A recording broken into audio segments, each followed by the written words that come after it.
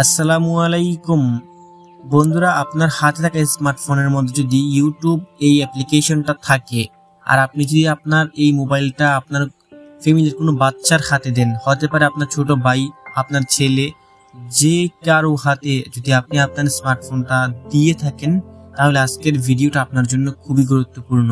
বাচ্চাদের হাতে মোবাইল দেওয়ার আগে এই ইউটিউবের একটা সেটিংস অবশ্যই আপনি করে দিবেন। এটা খুবই গুরুত্বপূর্ণ একটা সেটিংস এবং খুবই কার্যকরী একটা সেটিংস। কি সেই সেটিংস, চলুন আমরা সরাসরি দেখি। এইখান থেকে আপনি আপনার ইউটিউবটাকে প্রথমে ওপেন করবেন।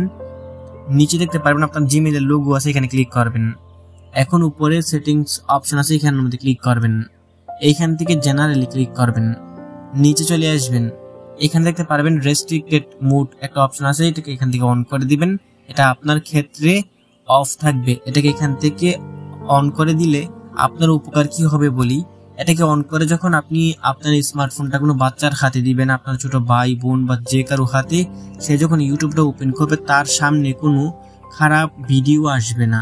মানে এমন কোনো ভিডিও আসবে না যেটা দেখে সে খারাপ কিছু শিখবে বা খারাপ থাম্বনেল থাকে, এরকম কোনো ভিডিও আসবে না। আমরা জানি ইউটিউবের মধ্যে কোনো খারাপ ভিডিও দেওয়া যায় না, তারপর অনেক থাম্বনেলের মধ্যে খারাপ কিছু থাকে বা লেখা থাকে, বা এরকম কোনো ভিডিও আসবে না যেটা বাচ্চাদের জন্য ক্ষতিকর। আপনি চাইলে এই সেটিংসটা অন করে যে কারো হাতে মোবাইল দিতে পারবেন, কোনো রকম টেনশন ছাড়া যে বাচ্চারা কিছু শিখে ফেলে কিনা।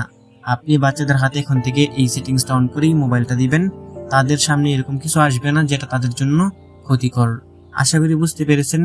ভিডিওটা দেখে ভালো লেগে থাকলে ভিডিওতে লাইক করে দিবেন, নিচেই কমেন্ট বক্স পাবেন, আপনার মূল্যবান মতামত জানিয়ে যাবেন। দেখা হবে নতুন ভিডিওতে। ভালো থাকবেন, ভালো রাখবেন। আল্লাহ হাফেজ।